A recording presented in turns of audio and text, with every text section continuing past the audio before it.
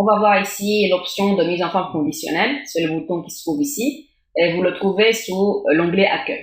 Donc avant de commencer, je suis venu ajouter plusieurs colonnes à ma base de données de sorte à pouvoir vous montrer plusieurs exemples que ce bouton nous offre sur Excel. Donc avant de commencer, je vais quand même transformer ma base de données en un tableau. Et vous voyez bien qu'il y a ici le bouton qui va me permettre de mettre ma base de données sous forme de tableau. Donc évidemment, on avait déjà vu qu'on peut aussi cliquer sur CTRL L. Donc si je clique sur CTRL L, Excel va me demander de sélectionner les données de mon tableau. Si je clique OK, donc automatiquement il y aura un style qui va s'imposer et je peux venir changer mon style d'après les choix que j'ai ici. Ou bien sinon, si je clique CTRL Z et CTRL Z encore une fois, donc je reviens comme j'étais avant, je peux venir cliquer sur mettre sous forme de tableau ici. Je choisis cette fois-ci le style avant de sélectionner la base de données.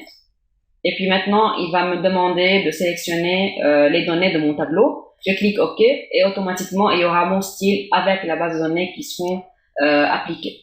Donc, il y a deux moyens. Soit vous cliquez directement sur le bouton qui est là, vous choisissez le style et ensuite vous sélectionnez la base de données. Ou bien vous cliquez sur CTRL L, vous choisissez en premier la base de données et puis après vous changez le style dans l'onglet Création. Donc voilà pour le bouton qui est là.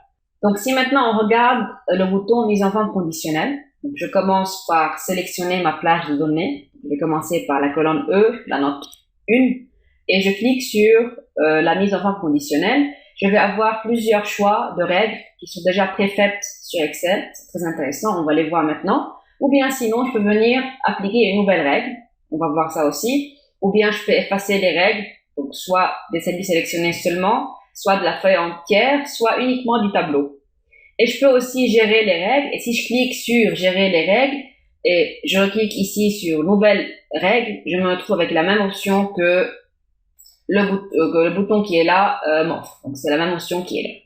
Maintenant, si on commence étape par étape avec la première règle. Donc la première règle préfaite dans Excel, c'est une règle de mise en surveillance des cellules. Ça veut dire que Excel peut venir appliquer un format spécial pour les cellules qui ont des valeurs supérieures à une valeur que j'impose, inférieure à une valeur que j'impose, ou bien pour les cellules comprises entre des valeurs que j'impose ici. Donc il y a plusieurs choix que je peux faire.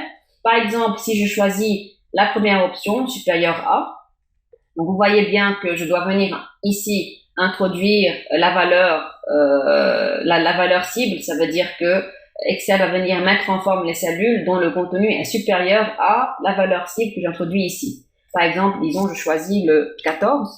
Et si jamais il y a des cellules qui ont des valeurs plus grandes que 14, il va venir remplir ces cellules-là avec du rouge clair, avec texte rouge foncé. On peut changer évidemment ce format. Donc, il y a plusieurs choix ici. Remplissage jaune avec texte jaune foncé. Donc, il y a plusieurs choix. Ou bien aussi, vous pouvez venir faire un format personnalisé. Vous choisissez selon votre choix ce que vous voulez faire des cellules. Donc, si je clique là-dessus, vous allez choisir la couleur voulue, par exemple le vert. Italique avec une bordure ou non. Donc, si je clique sur une bordure juste en bas, remplissage, je peux venir remplir avec du jaune, par exemple. Et je clique OK. Donc, vous voyez bien que là, il y a eu un format personnalisé qui a été appliqué aux cellules dont les valeurs sont supérieures à 14. Donc, je clique OK.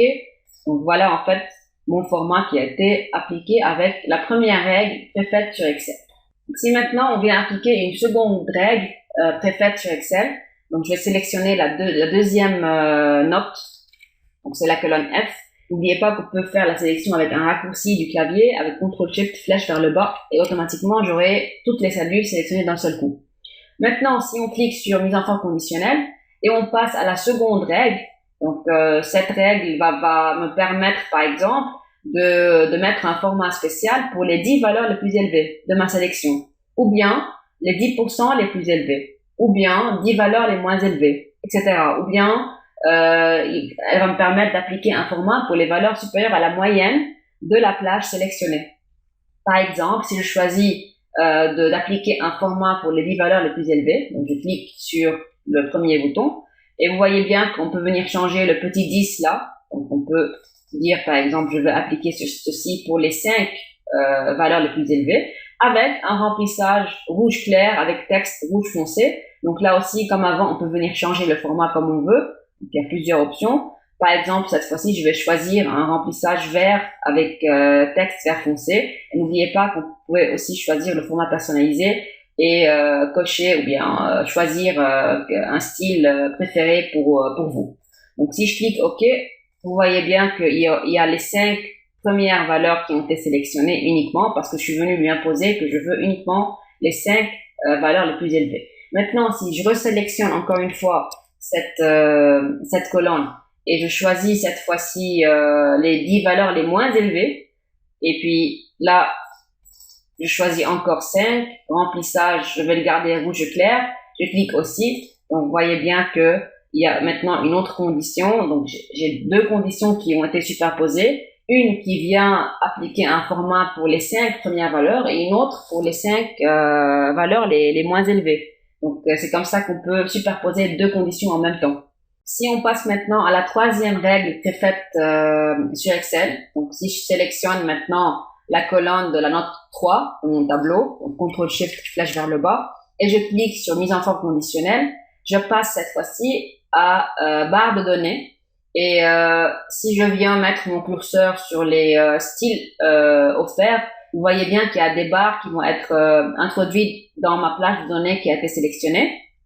Et plus le numéro est grand, plus j'aurai une barre qui va remplir ma cellule. Donc c'est vraiment très utile et puis ça va me permettre de voir visuellement les valeurs importantes ou non. Par exemple, ici, je vais choisir le style orange, par exemple.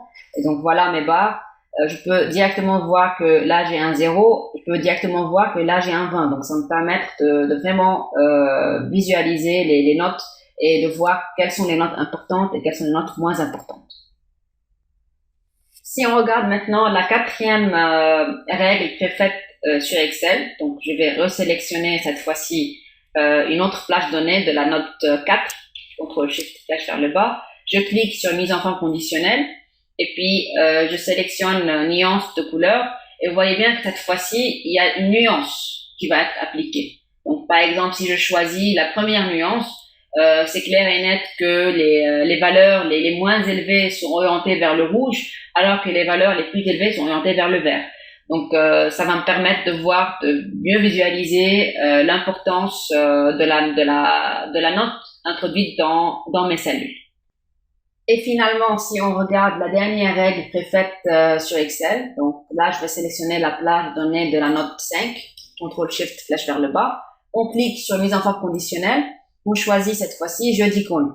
Et puis si on vient sélectionner, bien mettre le curseur sur un des choix, vous voyez que automatiquement les cellules vont être remplies par les petits symboles que je choisis. Donc par exemple, si je prends le choix des drapeaux là, le drapeau rouge c'est pour des notes qui sont plutôt très très basses, drapeau jaune pour des notes intermédiaires et drapeau vert pour des notes qui sont assez élevées.